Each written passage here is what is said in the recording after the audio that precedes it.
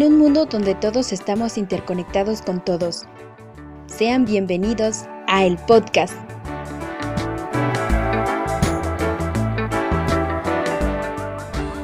Un espacio para todas y todos donde se tocarán temas culturales, notas informativas, entrevistas y muchas cosas más.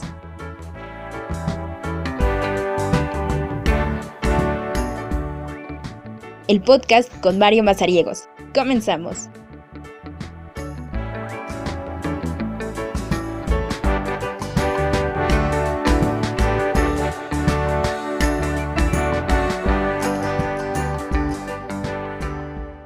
¿Que hay que ingresar nuevamente a la sesión?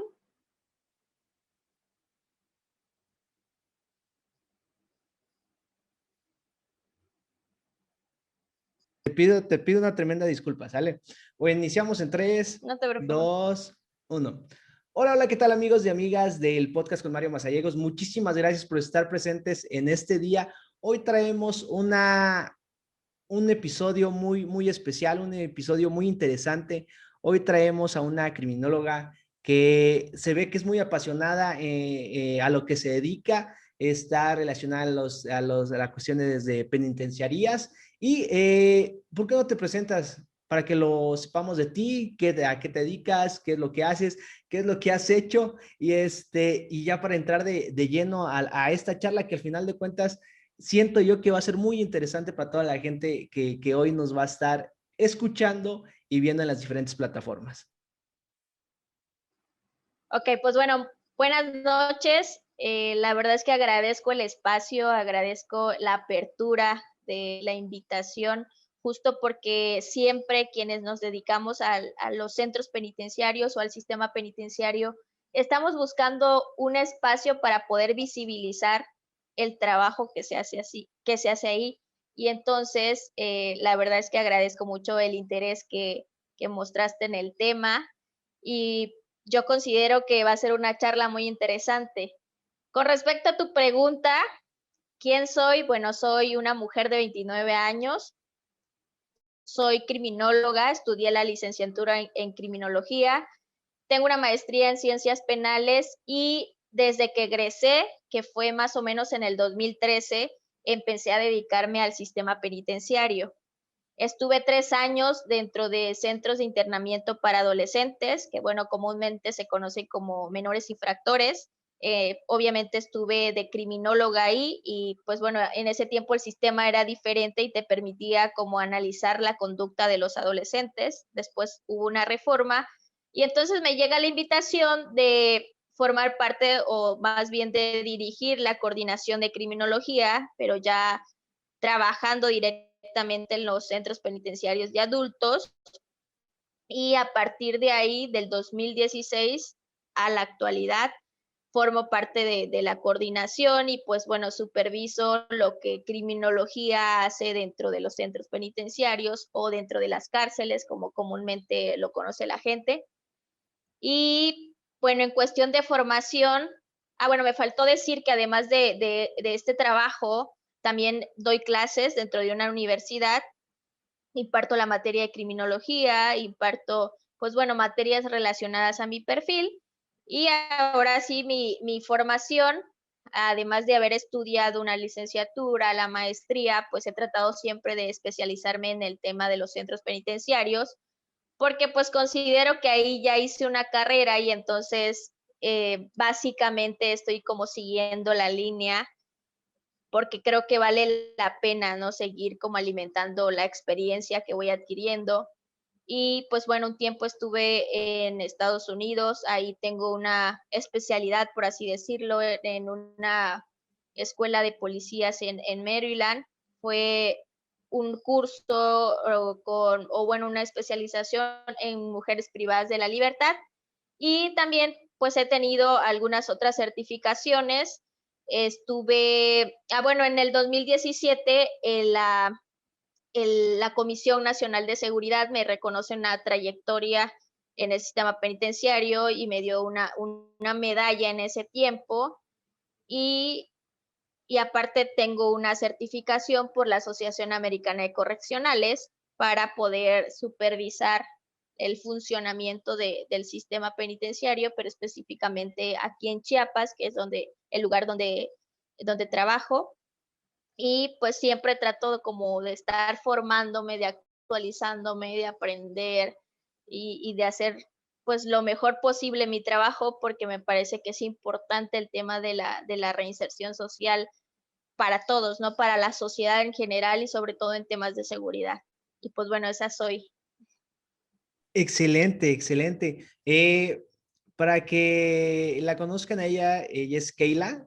Muchísimas gracias por estar con nosotros en este día, en este podcast. Y vamos a comenzar con la cuestión de cómo fue que te acercaste a la criminología, porque esa es, digamos que el parteaguas de lo que eres hoy, de lo que has estudiado, de lo que has seguido, de lo que estás inculcando porque estás dando clases y al igual creo yo que esa es la primera pregunta, ¿no?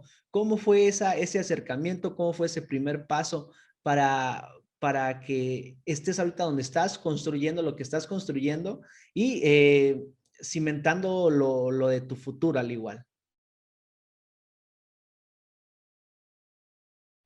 Fíjate que mis papás me cuentan, bueno, mi mamá me contaba que como de chiquita yo decía que quería ser o deportista o policía. La verdad es que no recuerdo, sí recuerdo que hacía mucho ejercicio y que leía mucho.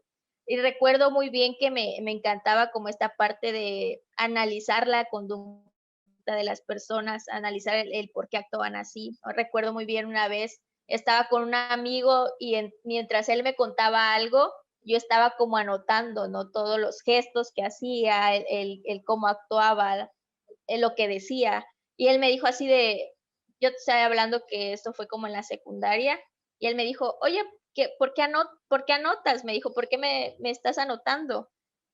Y fue así como, ¿por qué lo estoy haciendo? ¿No? Pero pareciera que me llamaba la atención como estar pensando por qué las personas eran así, por qué actuaban de esa forma. Y entonces llego a la prepa y justo en la prepa pues tengo que decidir a qué tipo de área me tengo que ir y por supuesto que me voy a las ciencias sociales y en las ciencias sociales pues había una materia en derecho que era impartida por un magistrado y él en una ocasión nos empezó a hablar como de la parte de la criminología. En ese momento no entendí como muy bien cuál era el objetivo de la criminología o a qué se dedicaba exactamente o de qué forma podía aportar a la sociedad, pero me quedó como la espinita, o sea, me quedó grabado la ciencia.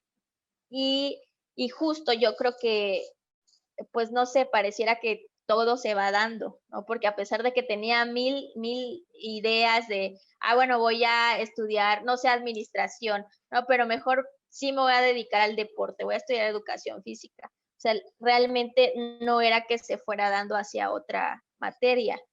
Y resulta que en una ocasión te tienen que llamar a la parte de la orientación para que hagas un test y además del test ahí nos pasaban como a un cuartito que estaba lleno de folletos y además había como pósters y tenías que ir leyendo, ¿no? La licenciatura y las materias que llevaban.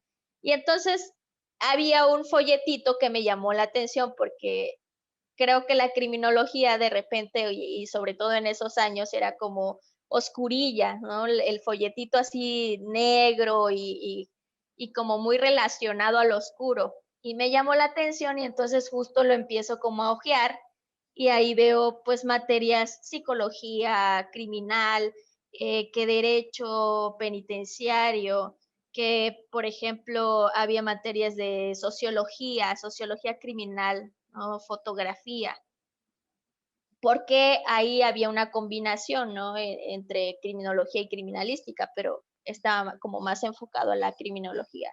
Entonces dije, esta licenciatura pareciera que combina todo lo que a mí me gusta. Y pues bueno, le tengo que decir a mis papás y mis papás me dijeron, pero qué, o sea, ¿qué es eso? ¿A qué te vas a dedicar exactamente? ¿O por qué no estudias para ser maestra? ¿O es algo seguro? ¿Por qué no estudias administración de empresas? Porque eso no sé qué es. No vas a encontrar Y, trabajo, no hay ajá, nada, no o sé, sea, debes de pensar exacto, en eso y por qué, ¿no? exacto. ¿De qué vas a vivir? Y pues se quedaron así como en shock de que no sabían qué ni qué era. Y realmente, o sea, como siempre les digo a mis alumnos, uno piensa en criminología y pareciera que piensa en muertos, pareciera que piensa en crímenes y realmente la criminología actualmente no está tan enfocado a eso, ¿no? Y pues le digo a mis papás y mis papás, mi papá sobre todo se pone como a investigar en qué puedo encontrar trabajo, porque creo que tal como tú dices, esa era como la principal preocupación, en qué iba a emplearme y cómo iba a ganar dinero. Entonces ya empieza a investigar mi papá y le dice, no, pues a lo mejor en la fiscalía, ¿no? Quizás como auxiliar de Ministerio Público o puede dedicarse a la prevención del delito, etcétera. Mi papá empieza como a investigar. Y a la par de eso de que obviamente también te tengo que decir honestamente que estaban las series, que Mentes Criminales, que CSI, ¿no? Y eso siempre como que complementa esa llamada de atención. Claro que sí, yo creo Y que ha habido un a la boom par después de ello, ¿no? Disculpa que te interrumpa, ha habido un boom después de esa sí, serie, es decir, órale, se ve como que muy interesante, sí. pero pues bueno, yo creo que ahorita no sé si a la práctica es o es muy diferente. Sí, yo creo que sí, hay muchas personas que estudiaron la carrera motivados por alguna serie. Estoy casi segura que sí. Pero bueno, a la par de eso, de que esta me complementa, ¿no? Esta parte de la televisión, de las series, que después entiendo que es básicamente algo que no es real, ¿no? Porque ahí pues los ves súper equipados y con la máxima tecnología, cosa que no sucede en México, ¿no? Pero a la par de eso, resulta que mi mamá pues siempre platicaba con las vecinas y tenía una amiga que vivía ahí cerca de nuestra casa y en una ocasión mi mamá le cuenta que yo quiero estudiar criminología, pero que pues ella no está muy segura porque tiene miedo de que prácticamente pues sea yo nada, ¿no? Y entonces le dice su amiga, oye, ¿sabes qué? Pues es que mi esposo es criminólogo. Mi esposo trabaja dentro de los centros penitenciarios y es criminólogo. De hecho, él tiene muchos libros acá. Y si quieres, le digo que le dé un libro a tu hija, que lo lea y si lo lee y realmente le gusta, es porque definitivamente pues sí va a tener éxito el que estudie eso. Porque si lo lee y la teoría pues le da flojera o no le llama la atención, pues ¿para qué irse por ese camino? Entonces me regalan el libro y obviamente yo me pongo a leerlo y dije, wow, o sea, me encanta, realmente me gustó ese libro, era de sociología criminal y era un libro que en México no lo podías encontrar, solo en Argentina, pero, o sea, a mí me encantó el libro y yo dije, no, sí, voy a estudiar criminología, entonces ya fue la parte de buscar escuelas, yo me quería ir a Monterrey, pero mis papás dijeron, no, encontré una escuela aquí en Tuxtla, que fue donde estudié, y pues bueno, así llegó la criminología a mi vida. Creo que el primer día de clases, quizás yo fui como ciega porque no sabía exactamente a qué iba, pero algo me decía que sí tenía que hacerlo, ¿no? O sea, eran como esos nervios quizás de miedo, pero a la vez de emoción, porque sabía que algo definitivamente algo nuevo llegaba a mi vida, algo que no conocía más que por chispazos y pues así empezó mi camino, ¿no? Así empezó hasta hoy en día que me dedico a eso. Oye, muy interesante tu historia de cómo fue que llegas a eso y te comento, la pasión se te nota, ¿no? La pasión se te nota cuando hablas de tu carrera, cuando comentas cómo fue esta situación. Y ahorita, pues bueno, creo que antes de que entráramos a grabar, pues me comentas que hay mucha diferencia en la cuestión de que hay que guardar ciertos términos, ¿no? para tener esa cuestión de respeto, ¿no? Pero ya entrando hacia el tema, ¿cómo es un centro penitenciario desde tu posición? ¿Qué son las actividades que realizas? ¿Funcionan? ¿No funcionan? ¿Crees cómo están ahorita los centros penitenciarios en nuestro país? Porque seamos sinceros, creo yo que nuestros centros penitenciarios están muy decadentes, siento yo en cuestión de instalaciones, pero también hay que ver todo esto, todo lo que conlleva. Pero tú eres la experta, a ver, platícanos, coméntanos y ya conforme vayan surgiendo las dudas te iré preguntando. Ok, fíjate que, bueno, fueron como muchas cosas, ¿no? Pero hablar del sistema penitenciario es reconocer que verdaderamente es un reto. ¿Por qué? Porque, como te decía al principio, cuando me presenté, no es un sector que esté visibilizado, ¿no? Comúnmente la gente tiene esa idea de, bueno, es la universidad del crimen o es donde está, no quisiera decirlo así, pero así lo ve la gente, ¿no? Como la peor escoria o lo peor de la sociedad y entonces, pues son las personas que no merecen nada, que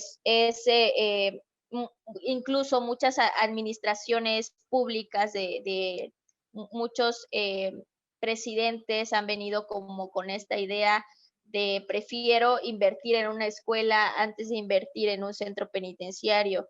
Entonces, sí es es un lugar que representa todo el tiempo un reto porque quizás no cuenta con los recursos que debería de contar para que, como tú decías, para que al menos la infraestructura fuera pues la que humanamente alguien pudiera merecer, ¿no? Porque de repente no hay agua potable, ¿no? Que es algo, forma parte de los derechos humanos, que forma parte de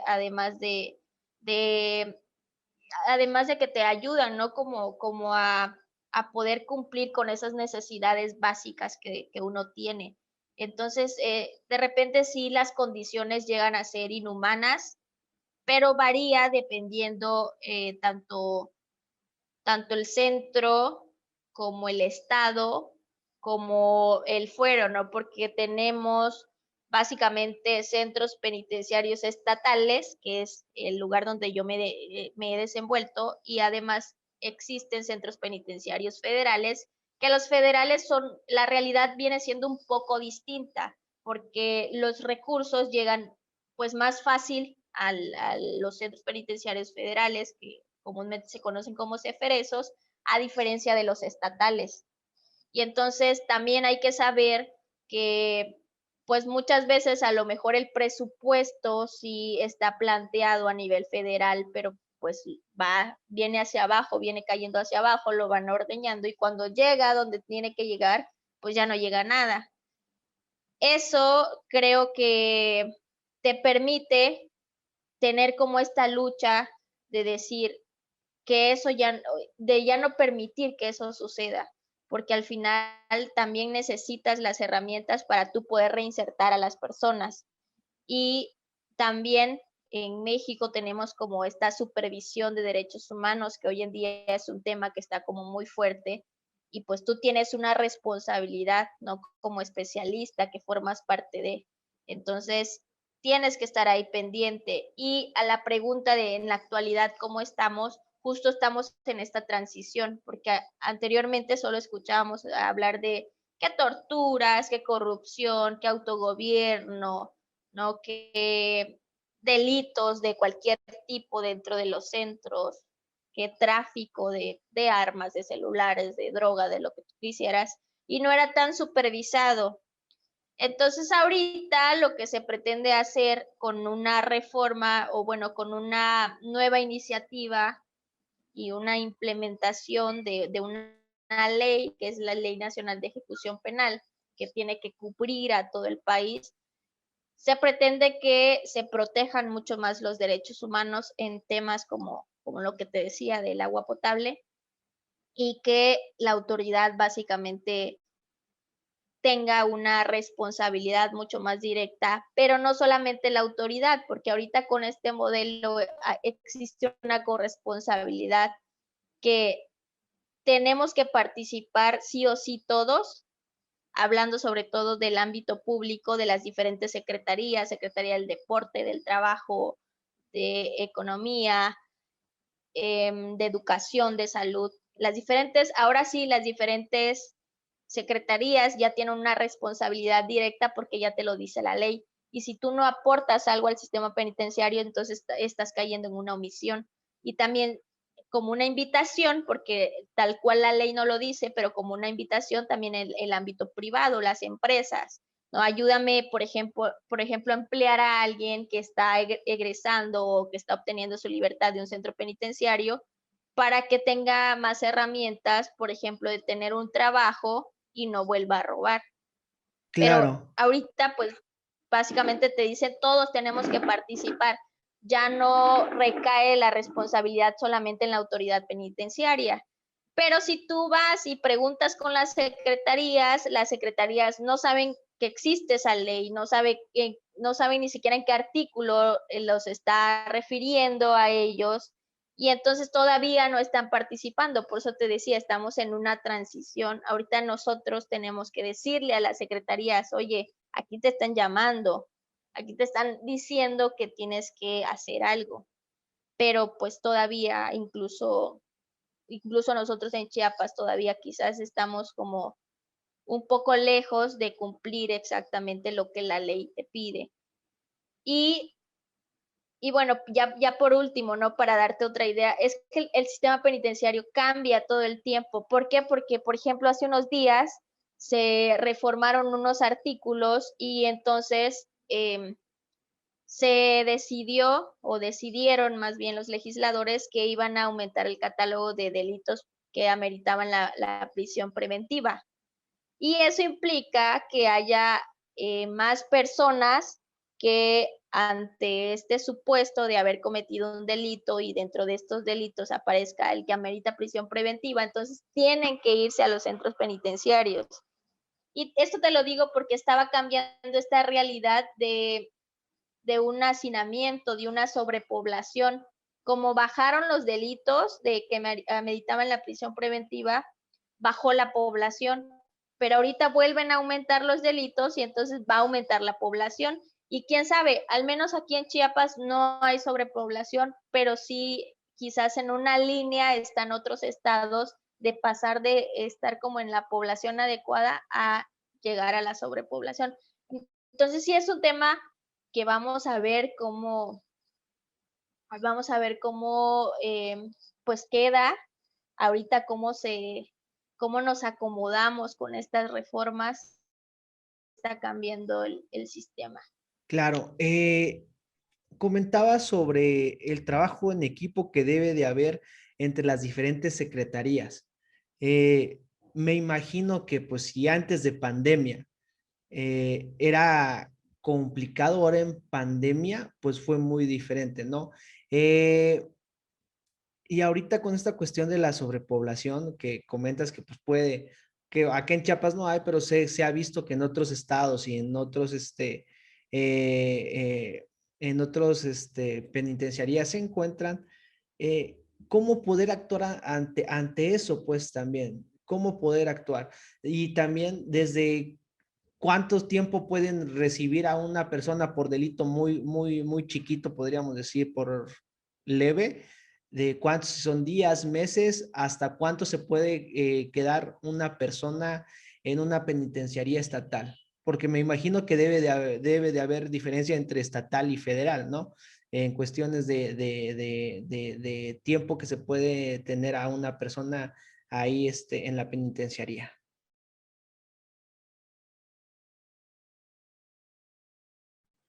Ok, bueno, la diferencia que existe principalmente entre un centro estatal y un centro federal es el tipo de delito.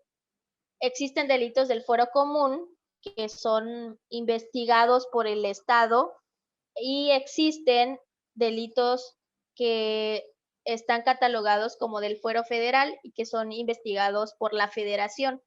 Entonces, ¿qué tipos de delitos son? Por ejemplo, si cometes el delito de robo simple, eres investigado y eres procesado por el Estado. Pero si cometes el delito, por ejemplo, de armas prohibidas o contra la salud o delincuencia a, a lo federal. Y se supone que si cometes un delito estatal o del fuero común más bien, te tienes que ir a un centro estatal, pero muchas veces, aún a pesar de eso, cometes un delito federal y entonces em, no, todavía como que no se cumple al 100%, pero pues bueno, las condiciones en las que se encuentra alguien del fuero común y las condiciones de que se encuentra alguien del fuero federal son diferentes, porque te vuelvo a repetir, en el fuero común no hay tanto recurso. ¿Y qué pasa con el tiempo en el que se puede quedar una persona? Pues puede variar, ¿no? Por ejemplo, si tú cometes o si dicen que tú cometiste un delito de robo y eres detenido y te llevan a un centro penitenciario, tú llegas en calidad de procesado, todavía tienes como esta parte de la presunción de inocencia que puede decir que quizás eres responsable o quizás no. Pero en este proceso, a lo mejor y si es rápido, puedes quedarte nada más días y de repente, no sé, llevas una semana y de repente llega tu abogado y te dice, ¿sabes qué? Pues no encontraron elementos para poder decir que sí fuiste tú y entonces te vas libre, te vas absuelto.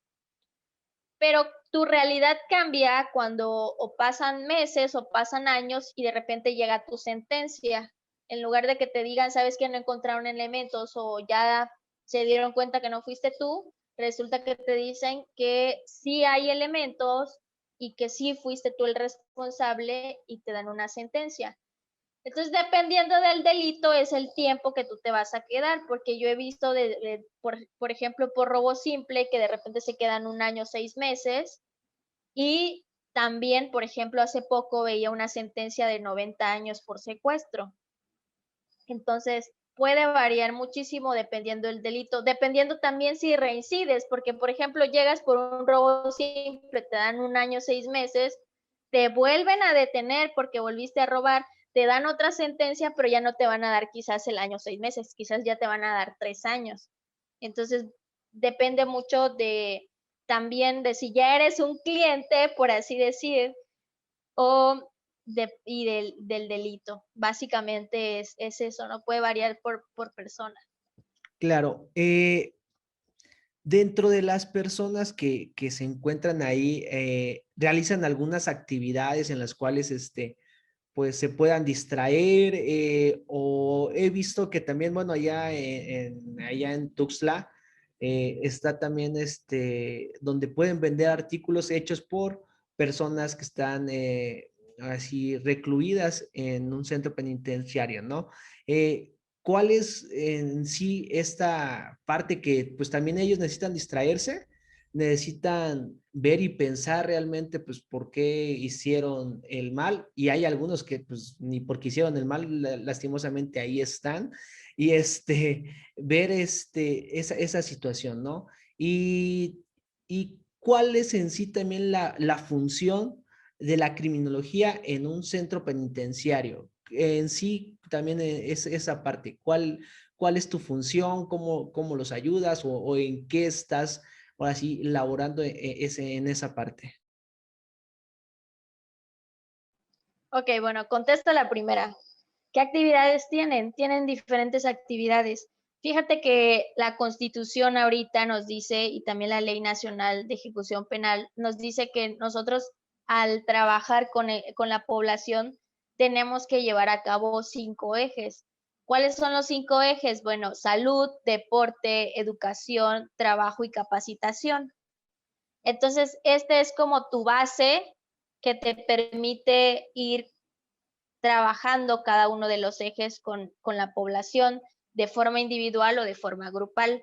Por ejemplo, en el tema de la educación, si la persona nunca fue a la escuela, pero necesita o tiene la intención de estudiar o de aprender o si quiere recibir un beneficio de libertad, porque la verdad es que hay muchas personas que también lo hacen solo por su beneficio. Entonces, se le invita y se le brinda la oportunidad de continuar estudiando. Hay una escuela y dependiendo del centro, pues son los niveles. Hay centros que solo tienen hasta la secundaria, hay otros centros que tienen cobacho o preparatoria y hay centros que tienen hasta universidad. Pero ahí ya estamos cumpliendo con el primer eje, ¿no? Y, por ejemplo, si a ti te detienen, te procesan y quedas sentenciado dentro del centro penitenciario y resulta que tienes licenciatura, que pues ya terminaste tus estudios de licenciatura, la invitación es diferente porque aquí la invitación es para que tú seas un asesor educativo y tú enseñes a la población, ¿no? A pesar de que tú eres un compañero de ellos, pero que les puedas enseñar y de todos modos estás cumpliendo con el eje de la educación, que a ti también te va a servir al momento en el que el juez evalúe el desempeño que has tenido, pues básicamente va a decir, ah, bueno, sí está cumpliendo con educación. Y así, ¿no? Los demás ejes, encontramos el eje de la salud. Resulta que, por ejemplo, tienes alguna enfermedad, entonces el centro está obligado a atenderte, a brindarte pues esta atención médica, medicamentos, de repente necesitan como alguna intervención y el centro totalmente se tiene que hacer responsable. Pero pues puede ser que estés clínicamente sano, que no tengas alguna enfermedad, pero de todos modos te tienen que atender al menos una vez cada 6 meses como una medida preventiva. Y ahí tú estás cumpliendo con el eje de la salud y así del deporte pues practicar fútbol, voleibol o las personas, los adultos mayores pueden salir a caminar, pero el chiste es de que realicen alguna actividad para que puedan cumplir con el eje del deporte. El trabajo de igual forma. Pues hay muchas formas de emplearte dentro de un centro penitenciario, pero la mayoría es como un autoempleo porque tú trabajas alguna artesanía a tu ritmo, con tu material. Muchas veces el material lo proporciona el centro, pero lo que tú realices, pues tienes la oportunidad de venderlo. Pero resulta que a lo mejor sí sabes tejer, pero quisieras, no sé, aprender mm, mecánica. Entonces ahí entra esta parte de poder ser corresponsable con alguna otra secretaría, porque le puedes decir a alguna institución, oye, ¿sabes qué? Pues mi población quiere aprender mecánica. Ah, bueno, te doy una capacitación y entonces cumples con el eje de la capacitación, porque pues ellos tienen que aprender algunos oficios para que cuando salgan, por lo menos alguna idea tengan de cómo pueden emplearse y pues dejen de robar. Pero sí son 5 ejes que se abordan y ahí podrías preguntarte, bueno, ¿en qué parte entra el eje de la criminología? Y justo, bueno, además de que trabajamos como supervisando que realmente se cumplan estos 5 ejes y nos metemos un poquito en cada eje, también naturalmente muchas veces entramos en el eje de la salud porque trabajamos con conducta, con salud mental, no con esta mente de la persona que cometió un delito y pues ahí se le brindan diferentes actividades, que creo que esa era tu segunda pregunta, ¿no? ¿Qué hace la criminología? Bueno, actualmente, ¿qué hace la criminología? Lo que hacemos justo es, en primera, tratar de detectar los factores que llevaron a que una persona cometiera una conducta antisocial o un delito, que bueno, al formar parte de un centro penitenciario, pues se relaciona más con el delito. Entonces, primero detectamos eso, principalmente los factores, ¿no? Porque es esta combinación de qué sucedió como para que tú violaras o para que tú secuestraras o para que tú mataras a alguien. Entonces el criminólogo tiene que estar preparado para poder determinar qué fue lo que probablemente sucedió. Y una vez que ya detectó estos factores, por ejemplo, detectó, bueno, hay una dependencia, un consumo de cocaína, entonces se ve obligado a tratar estas adicciones para que si ese fue uno de los factores que lo llevó a robar o a verse envuelto en el delito, pues pueda ir modificando esto y cuando salga, pues su estilo de vida sea diferente. Por ejemplo, si detecta, bueno, es que dentro de su núcleo familiar hay mucha violencia, pues bueno, automáticamente hay que trabajar con la familia. Entonces es como yo lo veo como dos funciones principales en un inicio. El detectar qué te llevó a cometer el delito y ya que sabes la raíz del problema, pues ya tienes como que trabajar con esa raíz. No le puedo poner una actividad al aire que a lo mejor, por ejemplo, nunca ha consumido y yo estoy ahí constante con el tratamiento de adicciones, tal vez le sirva de prevención, pero pues no estoy trabajando con la raíz del problema. Y cada caso es diferente porque cada historia de vida es diferente. Entonces, eso en un inicio de lo que hace la criminología, pero pues hacemos proyectos, intervenimos, por ejemplo, cuando ya salió, pero se requiere que siga como la atención ya pospenal, ¿no? Ya posterior a las condiciones de reclusión. Los jueces muchas veces nos piden estudios donde podamos dar una opinión para ver si la persona ya merece o ya puede ser favorable a un beneficio de libertad. Por ejemplo, fue sentenciado a 8 años, lleva 5 y entonces de repente el juez o la jueza manda una solicitud para que le demos una opinión de si la persona ya tiene estas herramientas de reinserción y ya puede ser beneficiada a una libertad que pues es anticipada al tiempo que se le había establecido en la sentencia. Trabajamos mucho con el Poder Judicial, ¿no? En esos casos, en los casos de traslado, en los casos para ver que si la persona sale libre, qué tanto riesgo corre la víctima, los policías aprensores, los testigos. Entonces, ahí es como muchas veces quienes tienen esta autoridad judicial le dan la importancia a la materia, hay quienes no, pero es una de las funciones de lo que hacemos. Y a grandes rasgos, básicamente es eso. Muy interesante, realmente. Ahorita que estabas tocando eso, me surgió una duda. Eh, pues bueno, creo yo que me habías comentado también que habías trabajado también con jóvenes, más o menos. Bueno, ¿cuál es esa diferencia de trabajar desde tu área y desde detectar esas cuestiones pues bueno, por qué hacen las cosas en jóvenes a comparación con los adultos? Creo yo que son dos cosas que yo siento que deben de haber factores que son muy comunes en cada uno de esos dos grupos y que cuáles crees que sean esos factores que realmente impulsen a los jóvenes a hacer esos tipos de acciones y para los adultos, ¿cuál crees que sean esos mismos tipos de acciones que diferencian de los jóvenes, ¿no?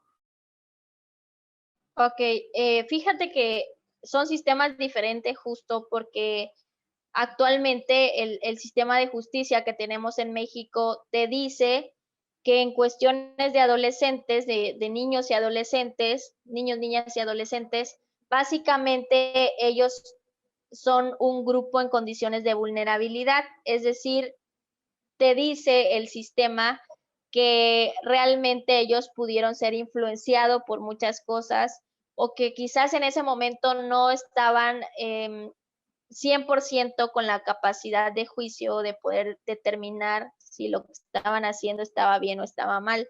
Entonces, el sistema los considera desde el primer punto en condiciones de vulnerabilidad.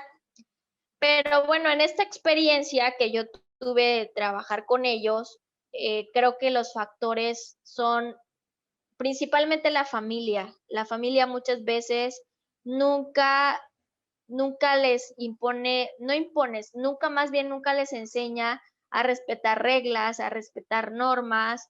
Quizás sí hay puede que sí haya una regla, pero esa regla cuando es violentada o cuando no es respetada, por ejemplo, si el adolescente dice, oye, ¿sabes qué, mami? Dame permiso, voy a ir a una fiesta. Sí, pero a las 2 de la mañana te quiero aquí.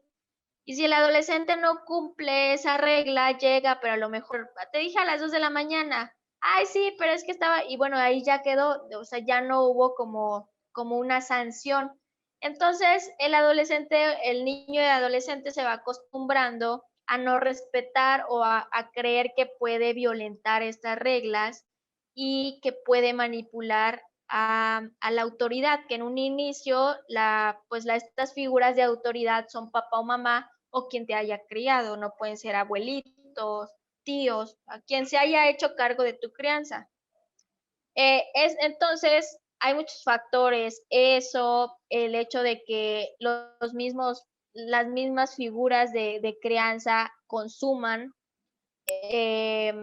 y que normalicen el consumo, que exista violencia en el núcleo familiar y que también sea normalizada la violencia, que básicamente no se le hayan como enseñado pues valores, que no haya adquirido estos valores, esta empatía, ¿no? Al darme cuenta de que puedo estar dañando a alguien o le puedo estar ocasionando algún dolor.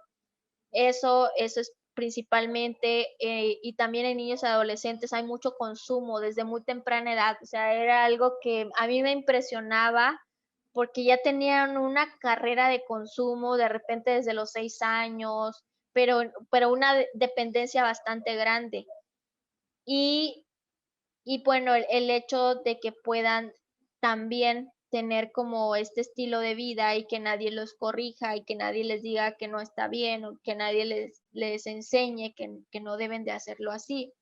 Y que también, pues ellos muchas veces no son protegidos o a ellos no se les cumplen sus derechos humanos, no pueden cumplir sus necesidades básicas, o muchas veces, por ejemplo, pues no los mandan a la escuela, que eso también era como una constante, que muchas veces viven en condiciones que muchas personas no podrían vivir, ¿no? Por ejemplo, de que no haya alguien que les proporcione alimento, que desde muy chiquitos tengan que ir a trabajar y entonces de repente conocen que pueden tener dinero fácil y pues dices tú, ¿para qué te desgastas si lo puedo ganar así?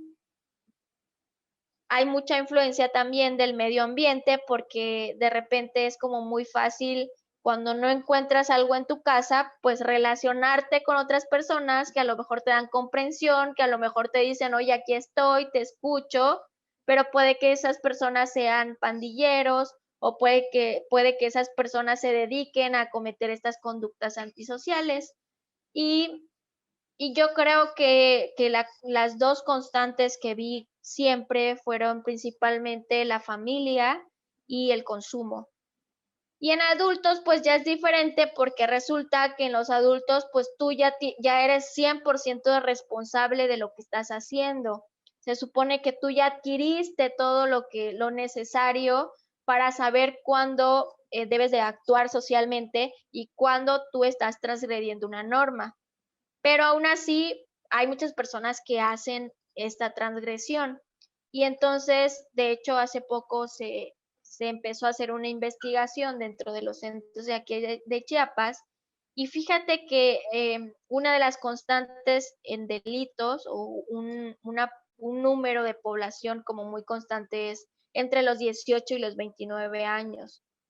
Otro factor es que la mayoría llega a tener primaria y mucho secundaria.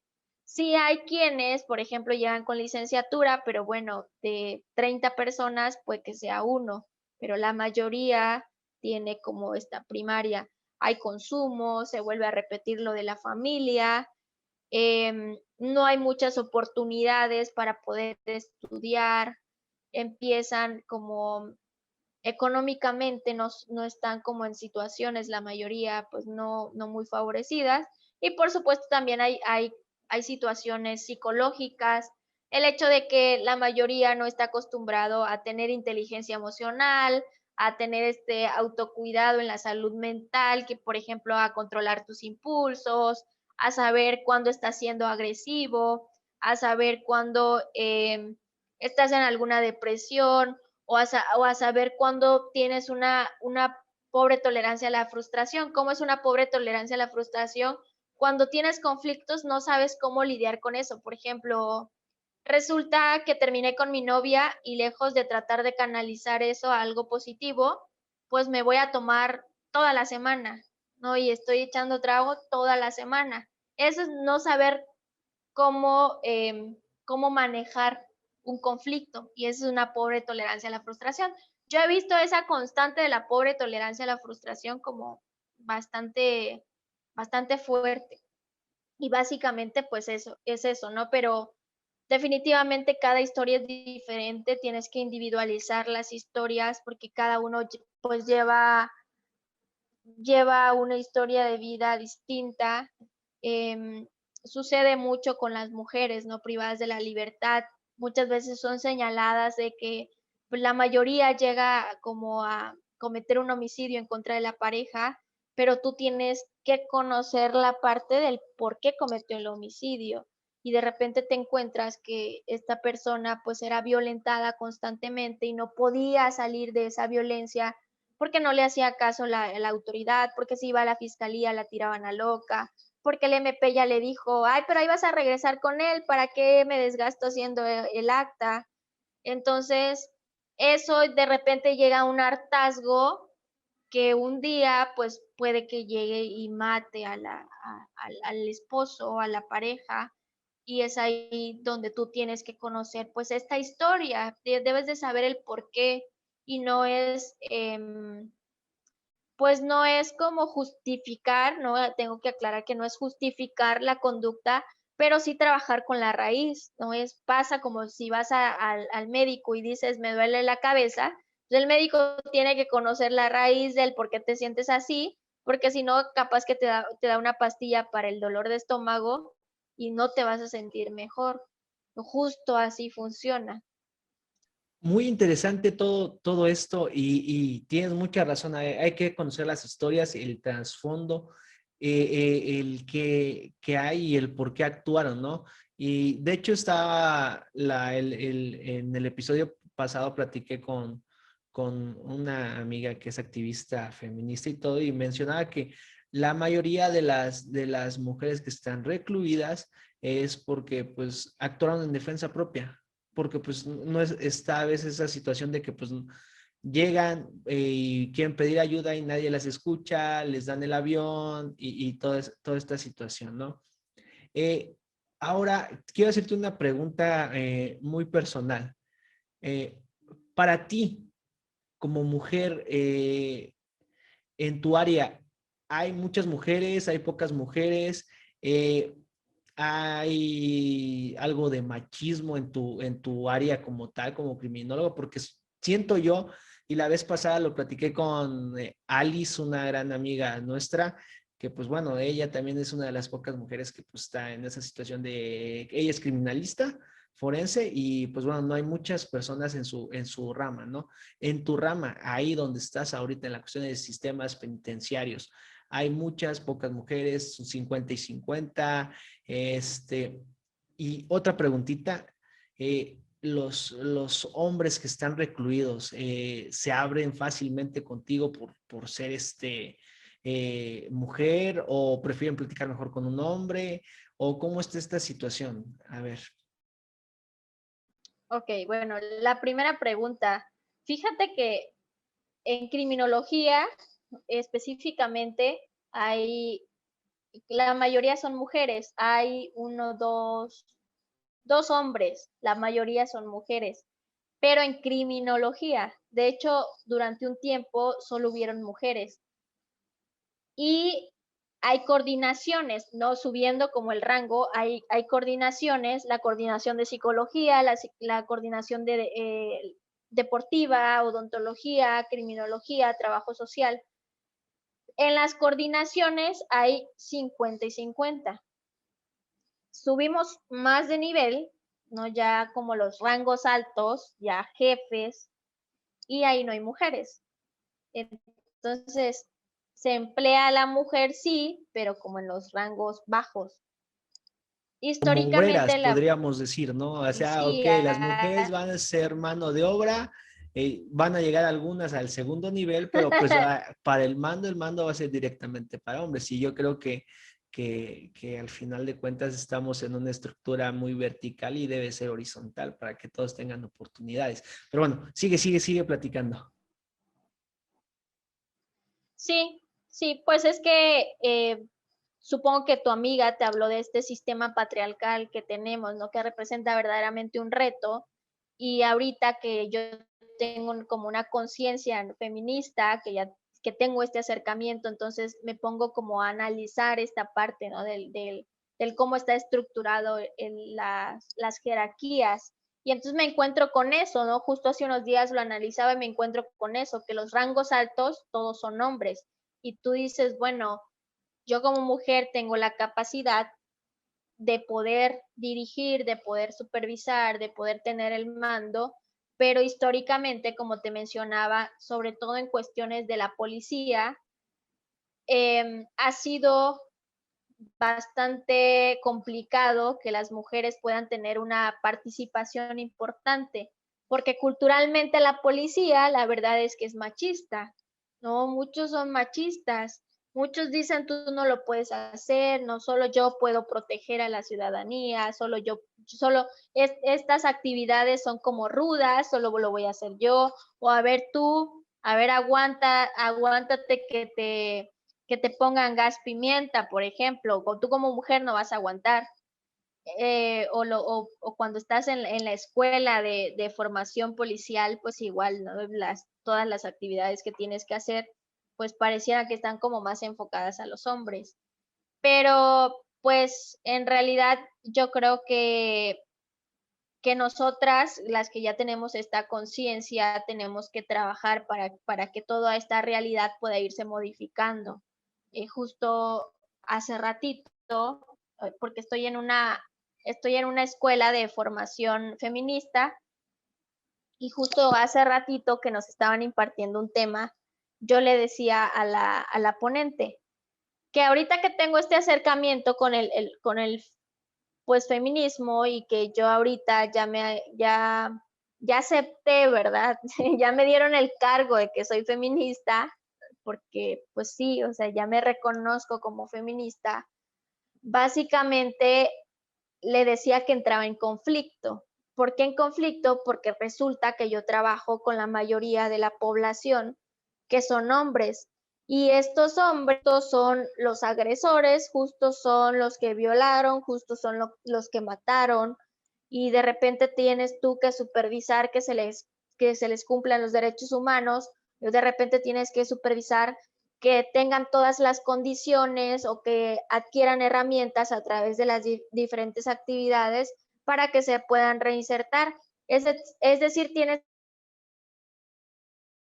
de decir, bueno, estoy luchando contra la violencia que ocasiona y con estas condiciones de desigualdad que tenemos hoy en día y sobre todo los altos índices de violencia y muchas veces yo llegué a pensar de que a lo mejor estaba del lado equivocado, ¿no? Porque a pesar de que, pues yo, como te decía al principio, yo empecé a trabajar en el 2013, pero este acercamiento al feminismo lo tengo hace 2 años, ¿no? Como el 2019 más o menos, o sea, pues tiene poco tiempo.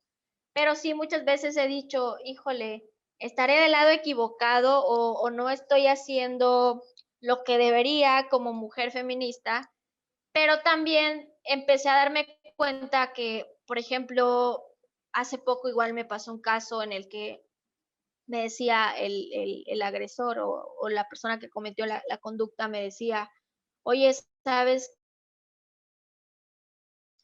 cuál es la versión del delito? O sea, porque estás por violación, pero ¿qué fue lo que hizo? La víctima era su hija. Y me decía, es que ella quiso, es que ella me estaba enamorando, es que ella se me ofreció. ¿Y cuántos años cuántos años tiene esta persona? Pues cuando fue la conducta tenía 8 años, por ejemplo. Dices tú, bueno, como una niña, que además es tu hija, te va a obligar a que tengan relaciones, porque me decía, no, pues es que a mí me decía que yo hiciera el amor, o a mí me decía que yo hiciera esto. Y, y me di cuenta entonces, porque esta persona estaba próxima a salir, me di cuenta entonces que su proceso no había tenido perspectiva de género. O sea, nadie le había explicado que lo que había hecho, el por qué estaba mal, y nadie había trabajado la conducta tal cual de raíz para que pues al menos esta ideología además machista, misógina, pues este acercamiento con la violencia pues se pudiera modificar. Pero quienes atendieron a esta persona pues no estuvieron como bajo esa perspectiva. Entonces yo dije, bueno, se tiene que emplear la perspectiva de género porque alguien les tiene que explicar y la perspectiva de género tiene que ser parte del proceso de reinserción social. Y ahí pues ya fue que me di cuenta de que cometen las conductas antisociales, ahorita que ya tengo este reconocimiento o que yo me reconozco como feminista, pero sí sé que dentro de esta trinchera puedo hacer algo, puedo sembrar como esta semillita de la perspectiva al momento de evaluar, como te decía, cuando el juez me manda una solicitud, pues bueno, tengo que hacer esta evaluación y decir, sí o no estás preparado para una libertad, ¿no? Porque todavía nosotros trabajamos bajo ese sistema. Cambia un poquito una implementación nueva, que, bueno, no tan nueva de la ley nacional, pero pues nosotros en Chiapas todavía trabajamos con estos estudios de personalidad. Y y pues ahí estoy, ¿no? A pesar de este conflicto, yo creo que sí puedo aportar y yo creo que sí puedo trabajar mucho con las mujeres privadas de la libertad, que bueno, se ve la diferencia enorme cuando es día de visita, que la fila enorme es para visitar a los hombres y la fila muy chiquitita es para visitar a las mujeres, ¿no? Comúnmente son abandonadas. Entonces es importante poder hacer este trabajo con ellas y que también ellas tengan lo necesario, porque también muchas veces en esta visión del sistema se enfoca uno en los hombres y te olvidas un poquito de las mujeres y pues eso ya no tiene por qué pasar. Pues eso, básicamente es eso y no sé si me habías preguntado otra cosa, ya no me acuerdo muy bien. Sí, pero lo respondiste de todas formas, porque la otra pregunta era, bueno, si los hombres que están recluidos son propensos a abrirse con una mujer o prefieren, dices, pues bueno, que abajo no hay muchos hombres, pero pues si lo hubiera, creo yo que no sé si tendrían más confianza con uno de ellos o Ok. qué onda. Sí, por ejemplo, en la parte de psicología, también la mayoría son mujeres. Yo creo que donde más hombres hay es en deportiva, creo que en área médica un poco, en enfermería no, en enfermería pues casi todas son mujeres. Entonces, en deporte, en educación y en área médica yo creo que son como la mayoría de los hombres, pero de ahí en fuera, en todas las coordinaciones, las mayorías son mujeres. Sí cuesta el que ellos te tengan la confianza, depende. Yo creo que entra mucho la preparación que tenga quien vaya a atenderlos, porque muchas veces te quieren enamorar, tal vez para recibir un beneficio, porque quizás eso les hace sentir como les hace tener una mayor seguridad de que cuando ya yo hago un estudio, pues mi opinión va a ser favorable, pues cómo no, estoy enamorada, ¿no?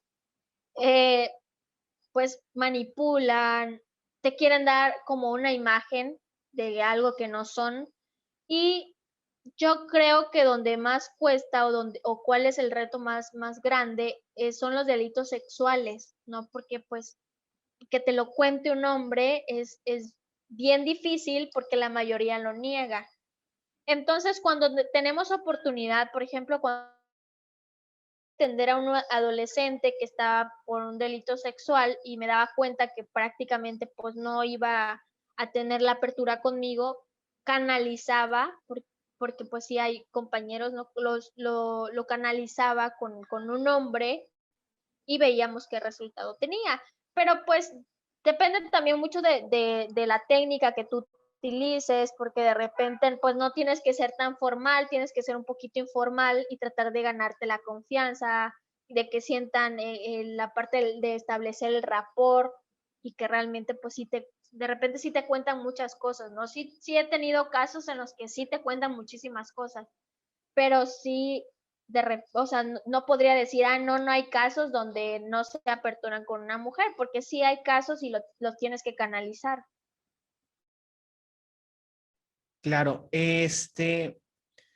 ya para que vayamos cerrando, muy interesante la plática, realmente yo estoy así como que escuche, y yo Ok. sigue hablando, para que yo, neta, muy interesante la plática y gracias por compartirlo. A esto te lo quería preguntar desde el principio porque se me fue. ¿Hay A ti, voluntariados muchas gracias. hay voluntariados para apoyar ahí a las personas que están recluidas, tanto para hombres, para mujeres? No sé si llega gente a hacer actividades o algo por... Y voluntariado, ¿no? Fíjate que realmente lo que realizan las iglesias, las asociaciones civiles, las universidades, personas que pues les nace apoyar, creo que eso en gran parte es como un sostén para el sistema penitenciario, porque estas personas siempre como que observan las necesidades que hay y tratan de apoyar hacia esas necesidades de manera que pues se vayan cubriendo. Entonces, realmente sí ayudan muchas personas. Creo que tal vez podrían sumarse más, ¿no? Porque pues nunca es suficiente, pero ahorita con la pandemia justo se suspendió en parte pues la visita externa y entonces básicamente pues no se podía recibir a nadie y se empezó a implementar videos que son donados por parte de la sociedad. Por ejemplo, hace poco me pasaron un video de, bueno, una persona más bien me hizo favor de grabar un video en técnicas de dibujo. Y entonces ese video fue proyectado dentro de todos los centros penitenciarios. Obviamente, pues la población se pone a practicar lo que está viendo en el video y pues a ese programa nosotros le llamamos Tú también puedes, ¿no? De como diciéndole a la sociedad, tú también puedes aportar, tú también puedes ayudar, pero ahora de forma virtual, ¿no? Porque pues no se puede tener este acceso. Y pues sí, se ha tenido de diferentes videos de diferentes temas, de bachata, de zumba. La vez pasada estaban aprendiendo francés. Entonces, pues bueno, es una forma de tratar de solventar la problemática que nos trajo el COVID y, y pues se sigue siendo, de todos modos sigue siendo ahora de manera diferente, pero de todos modos seguimos recibiendo apoyo por parte de la sociedad de alguna manera o de un sector de la población porque no todos aceptan, ¿no? El proceso de reinserción. Claro, pues bueno, mi estimada Keila, ha sido un tema muy interesante, ha sido un tema muy agradable todo esto. Creo yo que a todos nos va a interesar, nos va a llamar la atención. Y antes que nada, te quiero agradecer por haber participado en este podcast. Te agradezco muchísimo la intención. Yo creo que podemos hacer muchos temas sobre esto porque creo que esto es apenas, creo yo, lo que está por encimita de todo y hay mucho por qué aprender, ¿no? Algo que quieras decir a la audiencia, algo algún mensaje que quieras dar con mucho gusto. Acá estamos también para que te escuchemos.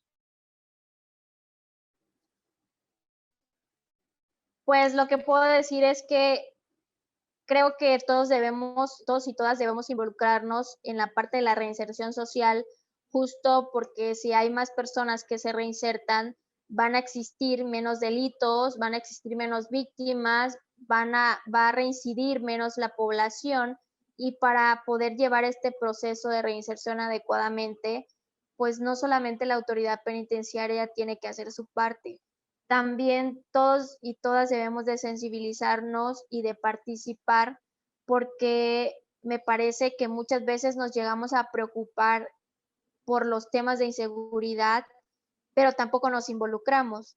Esperamos que el Estado lo resuelva todo.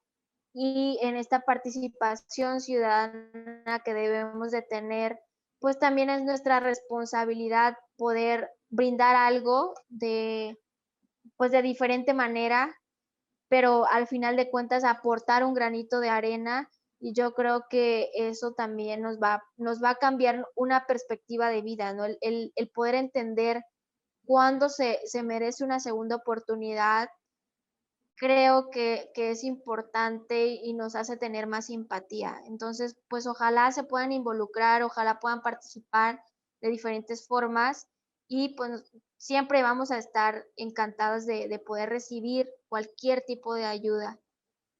Y bueno, agradecerte también por la invitación, por el espacio y pues por hablando conmigo sobre este tema, y que, como tú bien dices, pues sí es muy extenso. Claro, pues bueno, muchísimas gracias. Te lo vuelvo a repetir, mil gracias por haber participado en este podcast. Así que, queridos amigos y amigas que están escuchando este podcast, si quieren que sigamos tocando más temas, con mucho gusto, lo pueden dejar en la caja de comentarios. Al igual, si tienen algún otro tema que quieran que toquemos, con mucho gusto lo haremos. Y espero tenerte en otro episodio, mi estimada Keila, que sigamos platicando sobre esto, que sigamos conociendo de tu labor, que al final de cuentas son de las labores que muy poca gente conoce, pero que al final de todo ustedes ahora sí que inciden en la vida de las personas que están ahí, y eso es algo que se valora mucho. Así que mucho éxito, sigue haciendo lo que te gusta, Muchas gracias. así como de apasionada que eres cuando cuentas todo esto, y que sigas así. Al final de cuentas te felicito, muchas felicidades, y qué gusto Muchas poder gracias. platicar contigo y conocerte. Así que, estimados amigos, nos estamos viendo en la próxima Gracias. emisión.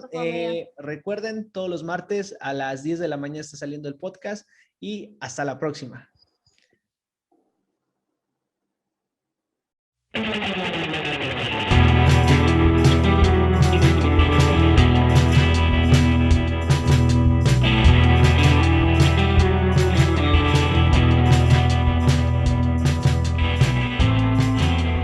Por hoy, el podcast con Mario Mazariegos ya se acabó. Gracias por sintonizarnos, y recuerden esta frase del gran Gabriel García Márquez: no hay medicina que cure lo que cura la felicidad.